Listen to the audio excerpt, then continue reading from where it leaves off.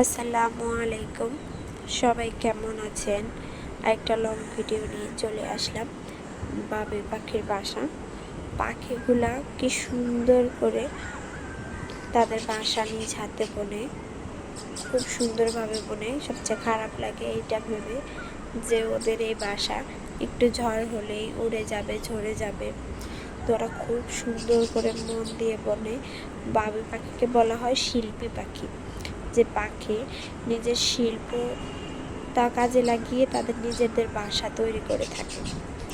বাবুই পাখির এই বাসা নিয়ে একটা কবিতা আছে।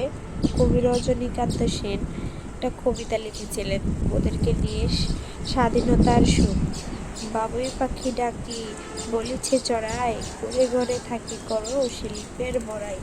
আমি থাকি মহাসুখে অট্টালিকার পরে, তুমি কত কষ্ট পাও রোদ বৃষ্টি ঝরে। বাবুই হাসিয়া কহে সন্দেহ কি তাই, কষ্ট পাই তবু থাকি নিজের বাসায়।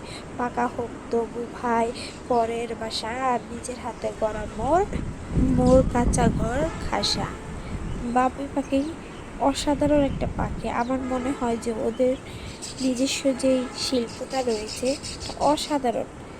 আমাদের দেশে এরকম দেখা যায়, অন্য কোথাও বাবুই পাখি আছে কিনা আমি জানি না, কিন্তু আমাদের দেশেই ওদেরকে বেশি দেখা যায়। এটা আমাদের দেশীয় পাখি বলা যেতে পারে। ওরা কি সুন্দর করে নিজের ঘরটা বনে, দেখতেও খুব সুন্দর লাগে। এখন মানুষ তো আর্টিফিশিয়াল বাবুই পাখির বাসা কিনে বাসা সাজায়, আমিও কিনেছি, মানে খুব সুন্দর লাগে দেখতে।